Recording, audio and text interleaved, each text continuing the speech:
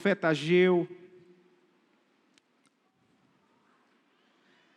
capítulo de número 1, as crianças que estão aqui, nós temos as crianças de 1 a 5 anos, que estarão acompanhando a irmã Evilene e a irmã Beatriz, que estarão numa sala anexa ali. As crianças terão um momento especial com elas e com essas professoras, tá? De 6 a 10 ficará aqui. Então, nós temos alguns papéis aqui na frente para as crianças que não pegaram. E eu vou pedir que as crianças, hoje, no capítulo 1, de 5 a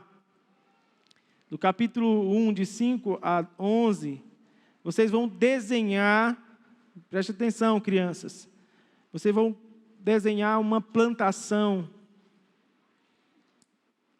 Pode ser uma plantação de uvas. Eu não sei se vocês até conseguem lembrar daqui no nordestino, não sabe nem como é que é a plantação de uvas, a região, mas pode ser um outro tipo de plantação, tá? Qualquer outro tipo de plantação, pode ser de milho, tá? É mais comum para a nossa região. Essa plantação, as plantas estão secas, estão murchas, tá? Então, o desenho que vocês vão fazer é esse. É uma plantação e nesta plantação, todas as plantas estão murchas e algumas já estão secas. Basicamente, esta é a imagem que vocês estarão desenhando do texto de Ageu 1, de 5 a 11. Estou feliz em ver alguns irmãos, amigos aqui conosco nesta noite. Quero lembrá-los que estamos expondo o livro de Ageu em 4 sermões. Nós estamos aqui no 2º sermão, capítulo de número 1, 5. Só uma correção, o Ageu que será pregado em torno de 5 sermões, basicamente. Estamos no 2º. O texto que nós vamos ler hoje é o versículo 5, que diz assim: Ora, pois, assim diz o Senhor dos Exércitos, considerai o vosso passado. Tendes semeado muito e recolhido pouco. Comeis, mas não chega para fartar-vos. Bebeis, mas não dá para saciar-vos. Vestivos, mas ninguém se aquece. E o que recebe salário, recebe-o para pô-lo num saquetel furado. Assim diz o Senhor dos Exércitos: considerai o vosso passado.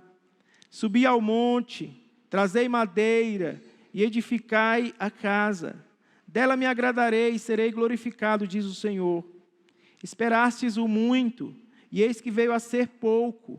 E esse pouco, quando o trouxestes para casa, eu com um assopro o dissipei. Porque, diz o Senhor dos Exércitos, por causa da minha casa, que permanece em ruínas, ao passo que cada um de vós corre por causa de sua própria casa. Por isso, os céus sobre vós retêm o seu orvalho, e a terra os seus frutos. Fiz vir a seca sobre a terra e sobre os montes, sobre o cereal, sobre o vinho, sobre o azeite e sobre o que a terra produz, como também sobre os homens, sobre os animais e sobre todo o trabalho das mãos. Amém. Vamos orar mais uma vez. Senhor, que a Tua palavra encontre corações sedentos, corações famintos, corações necessitados. Que esta palavra seja uma palavra poderosa que nos desperta para as realidades espirituais, de modo que nós possamos priorizar o Teu reino, Tua casa, Teu serviço, acima da nossa vida, das nossas coisas, dos nossos projetos pessoais. Que as crianças que aqui também estão presentes possam entender a mensagem desta noite, por meio daquilo que elas estão desenhando, que elas se lembrem das verdades que o profeta Ageu, há muito tempo atrás, pregou e que ainda hoje é relevante, é pertinente para o teu povo. Senhor, dá-nos os ouvidos atentos, o coração inclinado para esta palavra. Nós oramos em nome de Jesus Cristo. Amém. Nós vimos no texto anterior que o povo da aliança havia colocado seus interesses na frente dos interesses de Deus. Esse foi o grande problema nesta época, que o profeta Ageu denuncia o povo de Deus, que estava colocando seus interesses na frente dos interesses de Deus. Nós vimos que o pecado deles naquela ocasião foi a acomodação. Eles se acomodaram para as coisas de Deus. Para as coisas deles, eles estavam muito ativos, mas para as coisas de Deus, eles estavam muito passivos. Então, vimos que eles adiaram os projetos de Deus para priorizar os seus próprios projetos, dizendo que não era hora, ainda não era tempo para reconstruírem a casa de Deus. E essa postura do povo, meus irmãos, minhas irmãs, desagradava ao Senhor. Não apenas desagradava ao Senhor, mas ainda hoje desagrada o nosso Deus.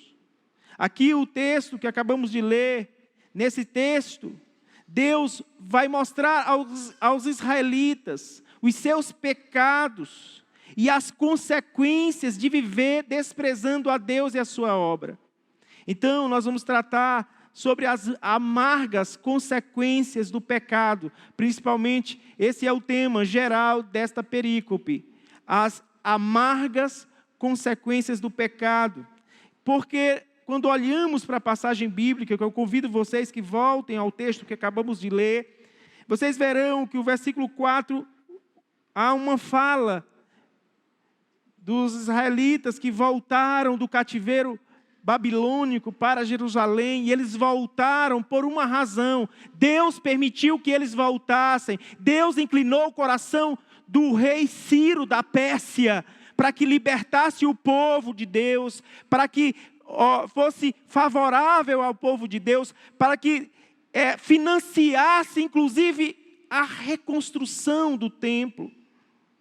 E o povo então volta e eles começam a reconstruírem o templo, mas por conta dos samaritanos, eles começam a desanimar, param a obra por mais de 16 anos. Então o profeta Ageu se levanta para profetizar exatamente aqui onde nós estamos.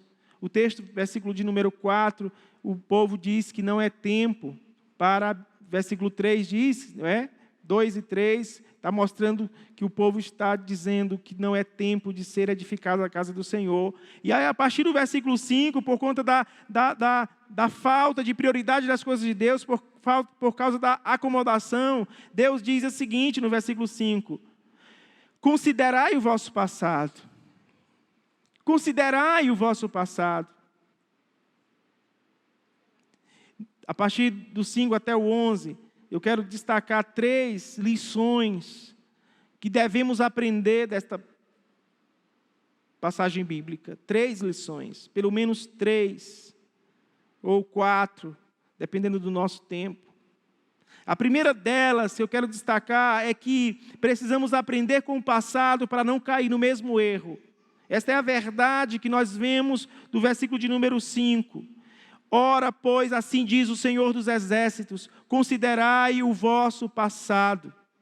O que o Senhor está dizendo é, olhem para o retrovisor, olhem para o passado, vejam como vocês eram, como vocês viviam. Olha como vocês estavam antes de serem levados para o cativeiro. Vocês violaram o pacto.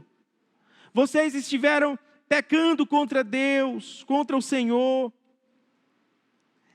E por esta razão, vocês foram levados cativo. Nós sabemos em Deuteronômio 28, ele estabelece 2 verdades muito importantes. Primeira é a bênção de Deus pela obediência. E a segunda é a maldição de Deus por causa da desobediência.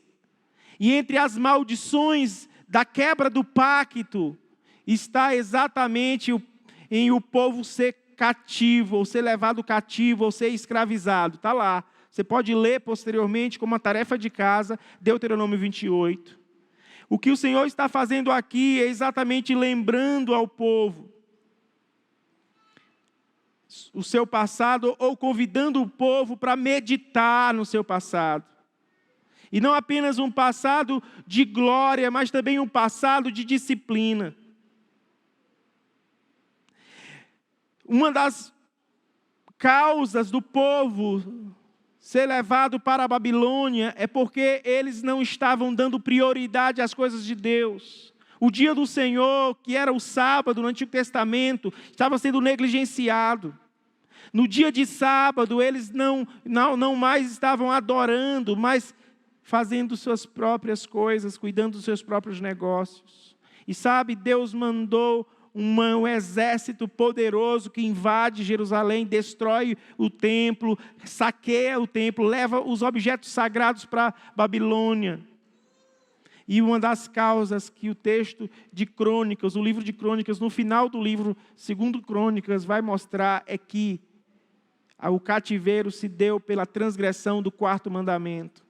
E não apenas por causa do 4º mandamento, mas por causa do significado do 4º mandamento, que é exatamente a gente priorizar o dia do Senhor, priorizar as coisas do Senhor.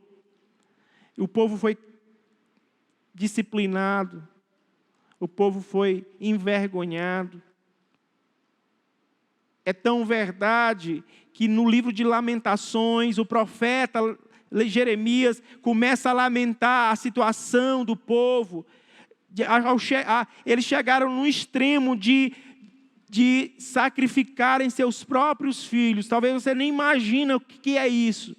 Ou seja, para sobreviverem, eles precisaram cozinhar seus próprios filhos pequenos. Está lá no capítulo 1 e 2 de Lamentações, a gravidade da situação, da miséria, da fome que o povo de Deus experimentou por causa de sua desobediência. O que Deus está dizendo no livro de Ageu é exatamente para que o povo considere o passado, não apenas um passado distante, mas um passado recente, um passado de disciplina, um passado de juízo severo. Considerai o vosso passado.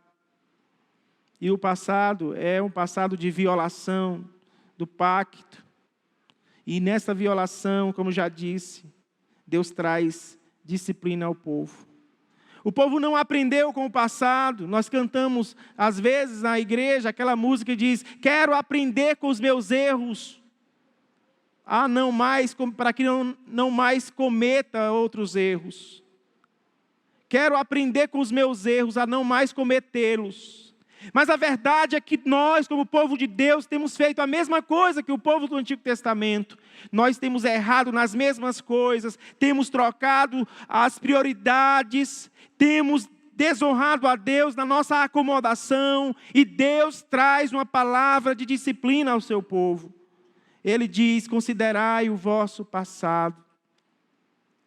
Investimentos, irmãos, errados, trouxeram resultados insatisfatórios. Por favor, o versículo 6 em diante. Olha o que diz a passagem: tendes semeado muito e recolhido pouco. Comeis, mas não chega para fartar-vos. Bebeis, mas não dá para saciar-vos. Vestivos, mas ninguém se aquece. E o que recebe salário, recebe-o para pô-lo num saquetel furado. Percebam, irmãos, 5 resultados de investimentos insatisfatórios. Está aí, claramente no versículo 6. Todas essas figuras, elas falam da mesma coisa. O descompasso entre o investimento e o resultado alcançado. Imagina, se você planta muito, você tem que colher o quê? Muito. Quem planta muito, colhe muito. Mas aqui está dizendo que vocês plantaram muito e colheram pouco. Esse é um resultado insatisfatório. Nenhum agricultor deseja investir em sementes para que no final a colheita seja menor do que o investimento. Nós temos aí o versículo 6 dizendo que bebeis, mas não dá para saciar-vos. Comeis, mas não chega para fartar-vos. Vestivos, mas ninguém se aquece. E o que recebe salário, recebe para pô-lo num saquetel furado. Eu estava num lava-jato antes de ontem, e um amigo falando para mim: pastor, eu não sei o que acontece, eu tenho ganhado até um dinheiro bom, mas eu não sei para onde esse dinheiro vai. Parece que o dinheiro que eu estou ganhando está caindo em um buraco, no bolso furado. E eu pude falar um pouco do Evangelho para ele, da prioridade que devemos ter no reino de Deus, mostrando que exatamente se nós não colocarmos o reino de Deus em primeiro lugar, tudo que nós fazemos não trará um resultado satisfatório. Por um tempo, ele, quando estava em um momento de crise, de dificuldade na sua casa, ele até tinha mais interesses pelas coisas de Deus, ele estava aqui conosco, ele visitava a gente, mas de repente as coisas melhoraram para ele, e ele então sumiu, e eu disse para ele: rapaz, você tem que contar para mim as coisas boas também, tu não pode só contar as coisas ruins, chorar, ir para a igreja e depois sumir, você precisa agradecer a Deus pelas bênçãos de Deus. Nós como igreja nos alegramos com você, com a sua casa, com a sua família. Nós somos o povo que torce, que se alegra pela alegria daqueles que estão bem em sua família, em seu casamento. Mas ali ele pôde reconhecer que falta exatamente aquilo que o profeta Ageu estava conclamando o povo a fazer: priorizar as coisas de Deus, o reino de Deus, a casa de Deus. E ele disse: pastor, eu vou voltar, eu vou para a igreja, vou chamar minha esposa para ir também. E ali a gente pôde conversar um pouquinho. O que eu quero mostrar para vocês é aquilo que nós vimos aqui no versículo 6, é uma realidade de muita gente, irmãos. Muita gente. Muita gente até tem um salário gordo, farto, mas às vezes a sua situação emocional, a sua vida é financeira, às vezes é muito mais desequilibrada do que você que recebe um salário mínimo. Um salário mínimo. Porque quando nós temos Deus na nossa vida, quando nós colocamos a nossa vida nas mãos de Deus, Deus faz a gente prosperar, e prosperar aqui não tem a ver necessariamente com nos dar riquezas materiais, mas nos dar o sustento necessário para cuidar de nossa casa. O que o profeta está dizendo é: considerem o vosso passado, vocês têm semeado muito, recolhido pouco, vocês comem, mas não conseguem se fartar, vocês bebem, mas não conseguem ficar saciados, vocês se vestem, mas não conseguem se aquecerem.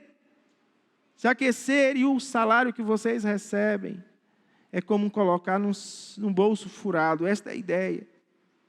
Esta é a ideia que o profeta aqui está comunicando ao povo.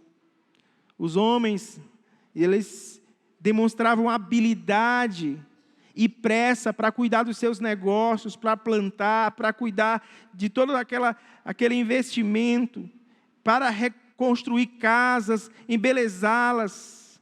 Mas para as coisas de Deus, eles eram lentos. Eles se cansavam facilmente. E esse é um grande problema até hoje. Problema da falta de prioridades, a acomodação. Então, nesta passagem, nós precisamos aprender, em primeiro lugar, aprender com o passado. E o passado, às vezes, é um passado triste, é um passado doloroso, é um passado vergonhoso. Olhem para o passado e aprendam com os erros do passado para não mais cometê-los. O que o profeta está dizendo é: parem de colocar a sua vida em primeiro lugar, coloque a vida de Deus, o reino de Deus, as coisas de Deus. Porque se buscarmos o reino de Deus em primeiro lugar, todas as coisas que precisamos, Deus vai nos acrescentar dia a dia.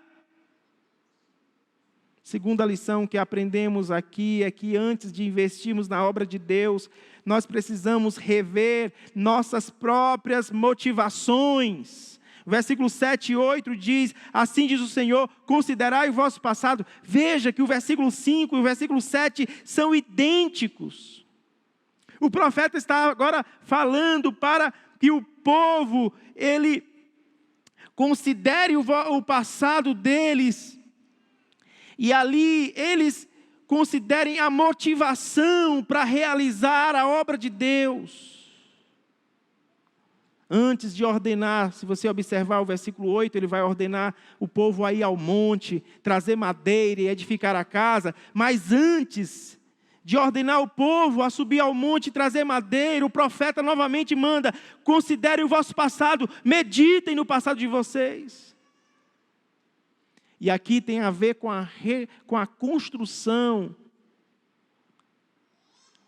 do templo, primeiro templo que Salomão construiu. Mas Salomão construiu aquele grande templo em Jerusalém, não foi só. Antes, o seu próprio pai lhe deixou recursos para que ele pudesse reconstruir. 2 Samuel 7,2 deixa claro que na reconstrução do templo houve uma atitude diferente de Davi, em detrimento do povo na época de Ageu. Davi, ele pensou em fazer o melhor investimento para Deus. Em 2 Samuel 7,2, Davi não construiu o templo, mas ele deixou tudo preparado para a construção daquele grandioso templo.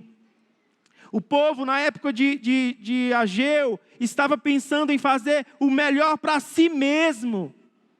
Mas Davi estava pensando e planejando fazer o melhor para Deus. Essa era a diferença. Quando o profeta diz: considerai o vosso passado, no versículo 7, o profeta está querendo conduzir o povo exatamente para as motivações que os seus primeiros pais espirituais tiveram na construção do primeiro templo.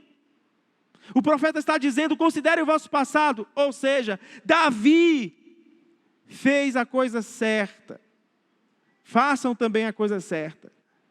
Davi colocou a casa de Deus em primeiro lugar, mas eles estavam colocando suas casas em primeiro lugar.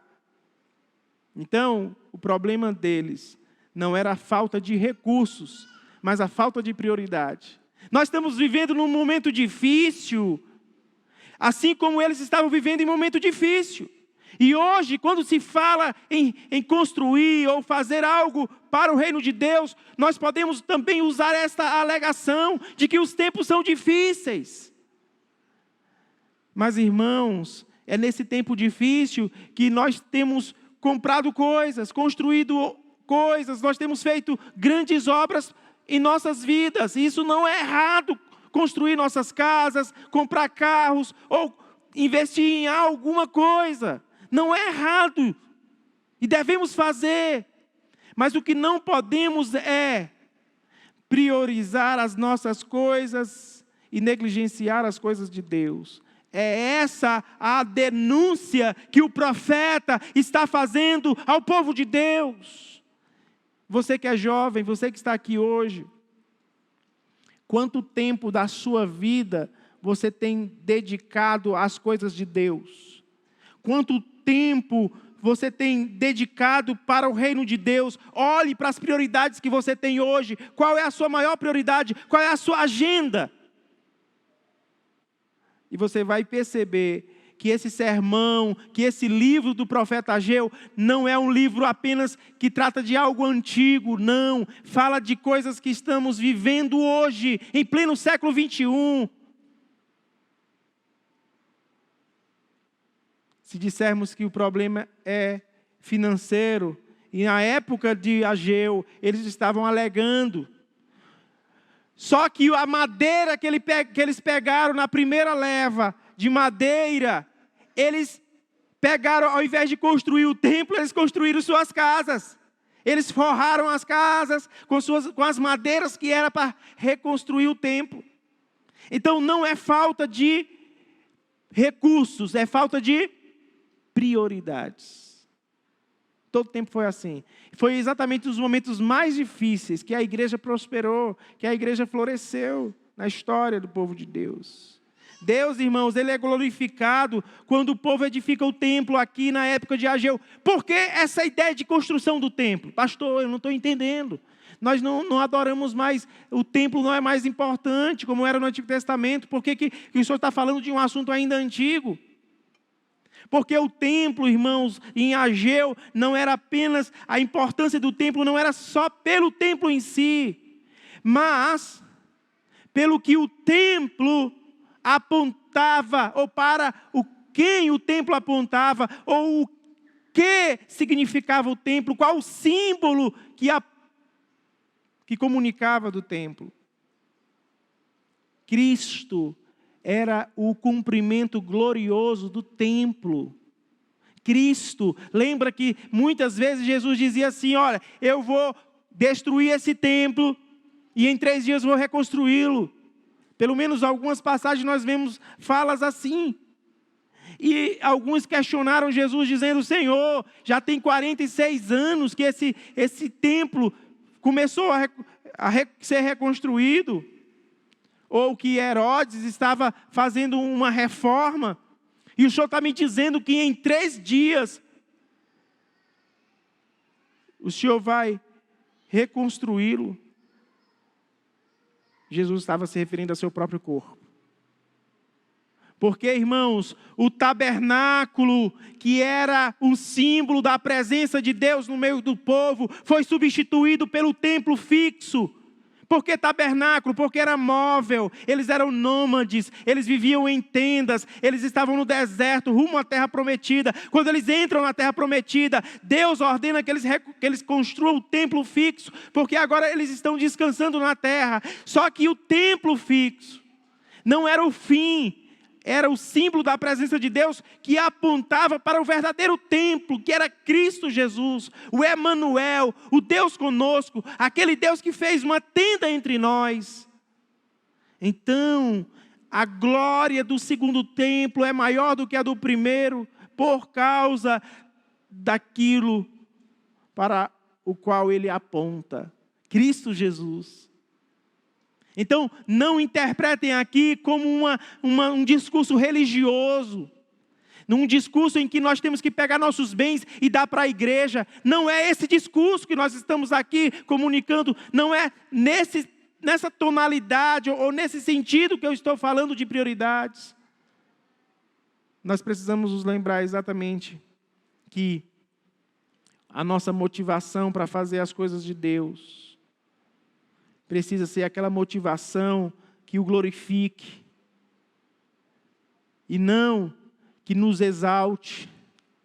Nosso nome não importa, gente. João disse que eu diminua, que ele cresça que eu diminua. Então, não importa nosso nome. Não importa se não vão se lembrar de nós no futuro. O que mais importará, irmãos, é aquilo que nós fizemos para a glória de Deus.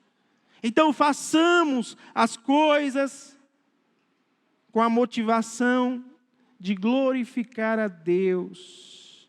Porque se nós formos fazer as coisas para sermos abençoados, nós cometemos outro erro de prioridade. Nós temos teologias erradas sendo pregadas na TV, nas igrejas por aí, que diz que se você der a Deus as coisas, se você lançar no gasofilácio dinheiro, Deus vai te dar em dobro, Deus vai fazer uma grande obra na sua vida, Deus vai te fazer próspero, Deus vai te deixar rico. Isso é mentira, gente. Mentira. Deus, no passado, simbolizou a sua bênção com a prosperidade material no Antigo Testamento.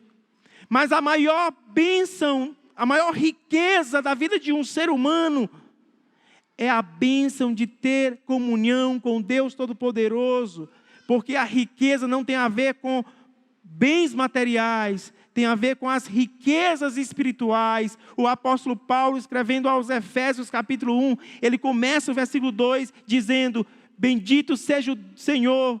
Vamos lá no versículo para que a gente se lembre direitinho dele. Percebam aí qual é a bênção que Deus promete ao seu povo. O versículo de número 3 do capítulo 1 de Efésios começa: bendito Deus e Pai de nosso Senhor Jesus Cristo, que nos tem abençoado com o quê?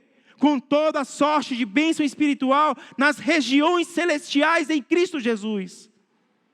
Meus irmãos, o que nós precisamos é sermos abençoados por Deus. E a bênção de Deus não tem a ver necessariamente com recursos materiais. Tem a ver com a bênção espiritual. E aqui o povo precisava lembrar disso. Eles precisavam considerar isso. Considerar o passado em que o povo de Deus foi abençoado por Deus. E o povo de Deus tinha como motivação maior na construção do primeiro templo de glorificar o Deus Todo-Poderoso. Terceira lição que aprendemos aqui é que precisamos aprender que Deus é Deus das primícias e não das sobras. Está aqui o versículo de número 9. O 8 diz: subi ao monte, trazei madeira e edificai a casa, dela me agradarei, serei glorificado, diz o Senhor. Por que Deus está dizendo que vai ser glorificado? Não é simplesmente no templo feito de madeira ou de cimento, não. É no verdadeiro templo, do qual o templo era uma sombra. Cristo era o fim do templo. E é exatamente nele que Deus será glorificado. E aí o versículo 9 diz o seguinte: esperastes o muito, e eis que veio a ser pouco. E esse pouco, quando o trouxestes para casa, eu com um assopro o dissipei. Por quê? Diz o Senhor dos Exércitos: por causa da minha casa que permanece em ruínas, ao passo que cada um de vós corre por causa de sua própria casa. O que Deus está dizendo é: não aceito sobras, não aceito sacrifícios de animais cegos, aleijados, como faziam. Irmãos, vocês se lembram que Malaquias, capítulo 1, versículo 8, o profeta Malaquias denuncia o povo que estava levando sacrifícios ao templo, mas levava animais cegos. Imagina a sua fazenda, você olha a fazenda e vê um boi, e ali aquele boi já está velho, já está cego, já está doente, tem febre aftosa, o casco está podre, e você de repente diz: eu vou ter que sacrificar esse, eu vou dar para Deus, como oferta ao Senhor. Ou de repente você tem um bezerro ou um cabrito, e esse cabrito ele se enganchou em um arame, e os olhos foram vazados, ele ficou cego, ficou defeituoso. E você diz: não vai servir para mim, ele não vai ser produtivo, eu vou tirar ele e vou dar para Deus. Era assim que estava acontecendo. Eles estavam levando sobras, estavam levando animais doentes, estavam oferecendo a Deus as sobras. Deus não aceita sobras, porque Deus não precisa de nada, gente. O que Deus quer é ser honrado com as primícias, com os primeiros frutos da plantação. Então, está lá no texto de Malaquias, que é uma passagem que tem uma correspondência com a realidade do profeta Ageu. O povo estava trazendo migalhas, sobras, animais cegos e aleijados. Traziam ofertas indignas. Por isso Deus disse que aquilo que eles traziam, ele assoprava, ele rejeitava. Ele não aceita sobras. Provérbios 3, 9 e 10, o que diz lá, irmãos? Provérbios 3, 9 e 10.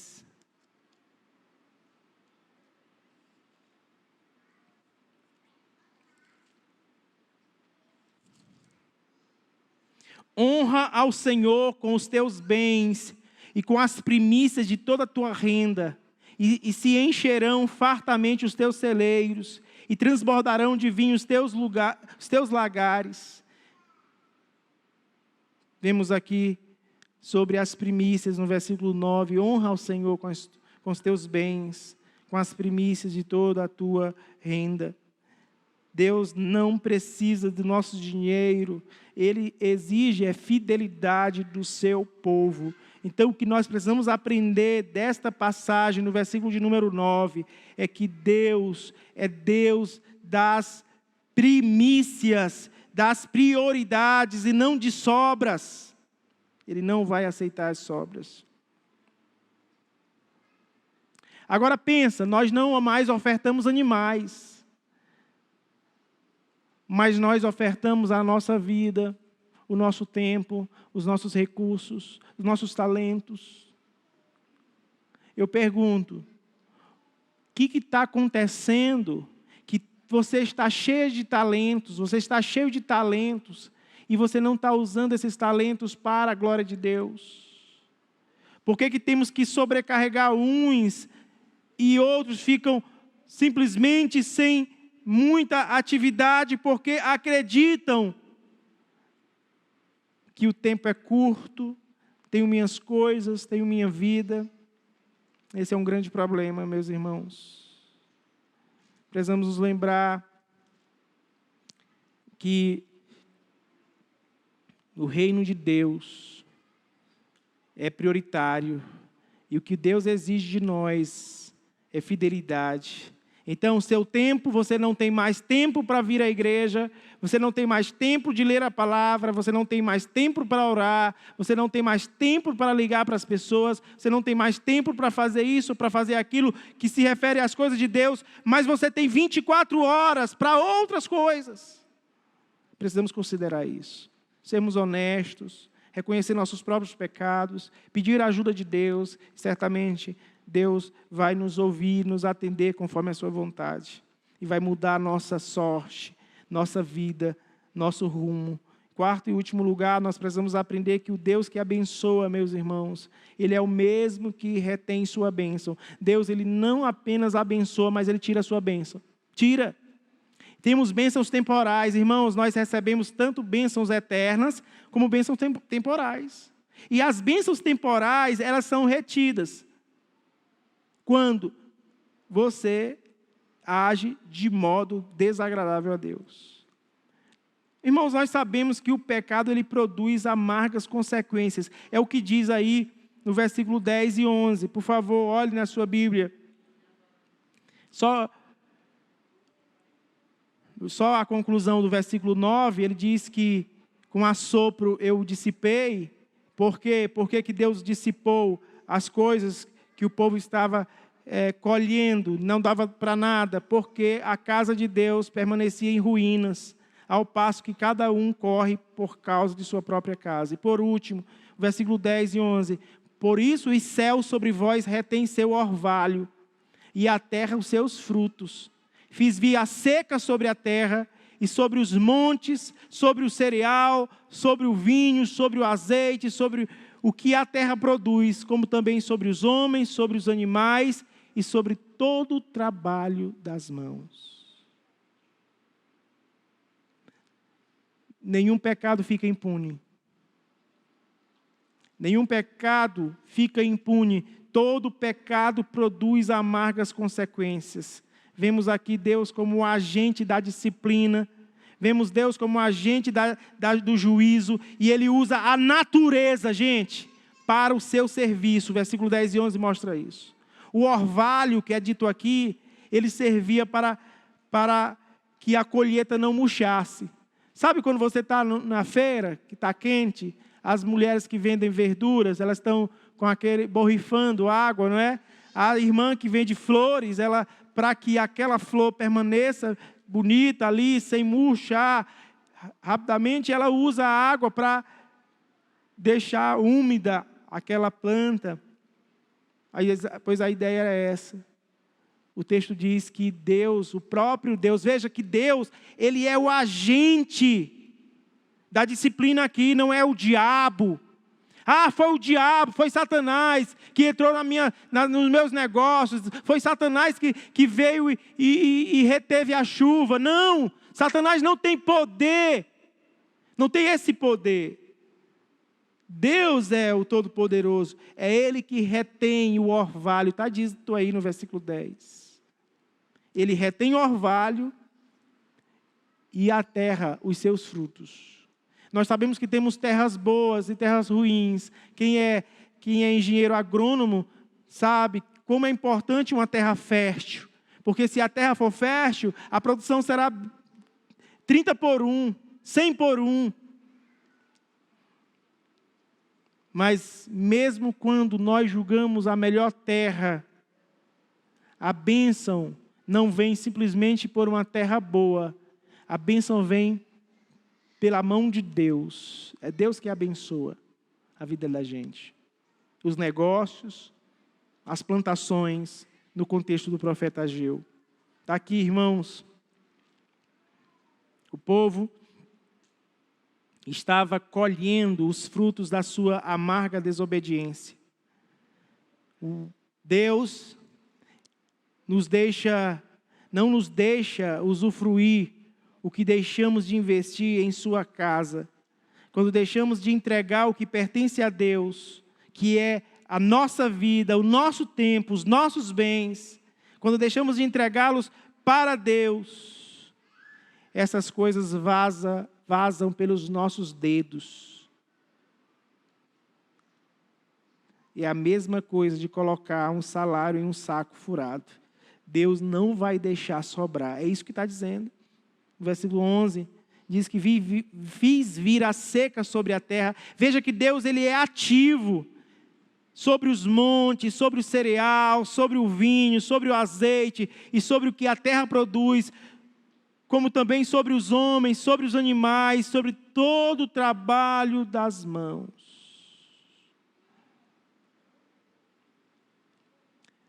A nossa vida é tão diferente da vida de Jesus, meus irmãos.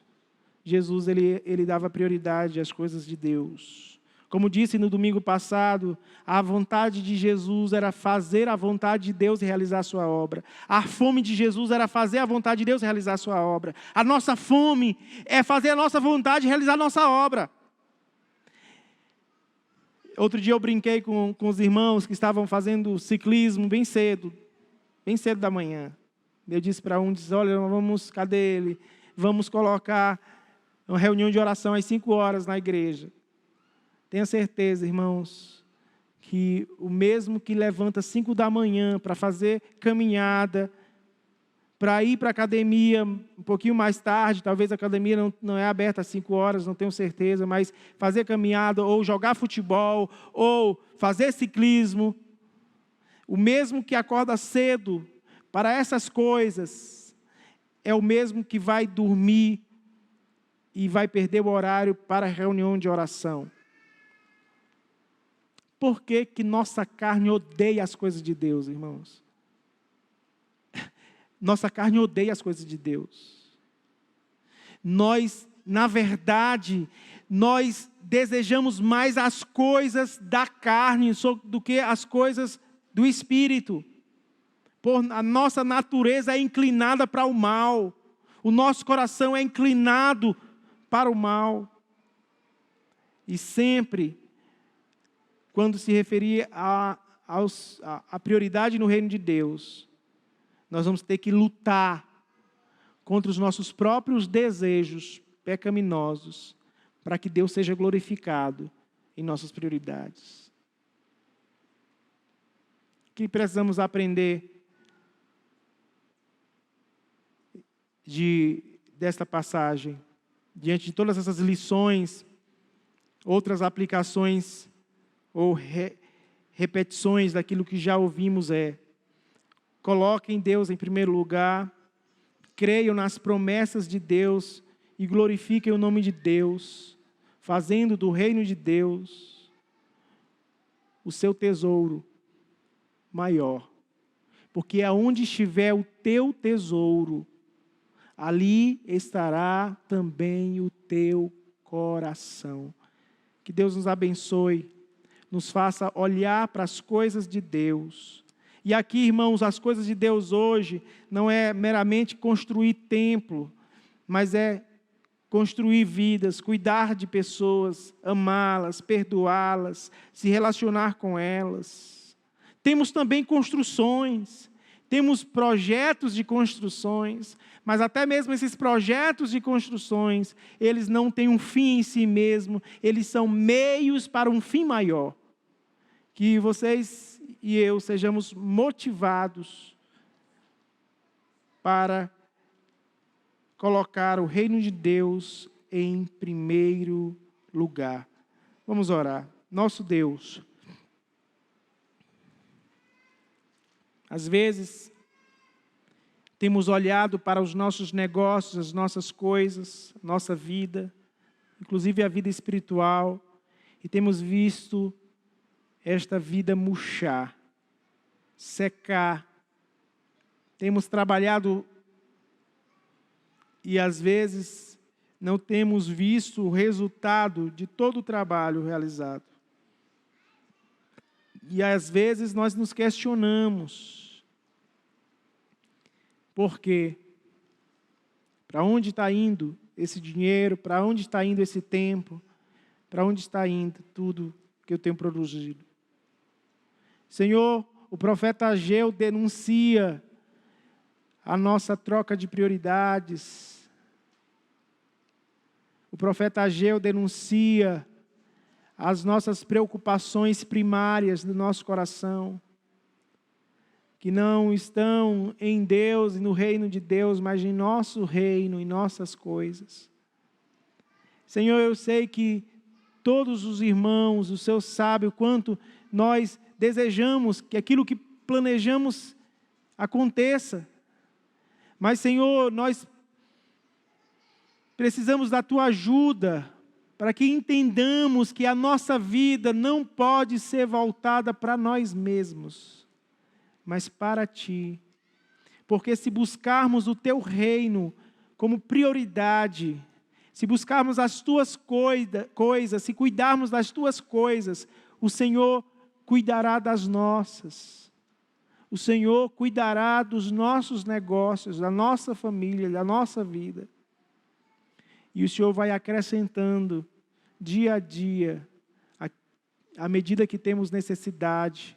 O Senhor vai nos acrescentando comida, bebida e roupa, porque é isso que precisamos.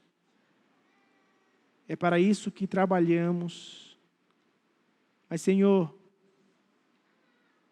que a Tua bênção esteja sobre nós, que nós creiamos nas promessas do Senhor de prosperarmos espiritualmente, e por que não, em algum aspecto, em nossos próprios negócios, quando nós priorizamos os Teus negócios, muda nossa motivação, para que aquilo que fazemos, ou aquilo que façamos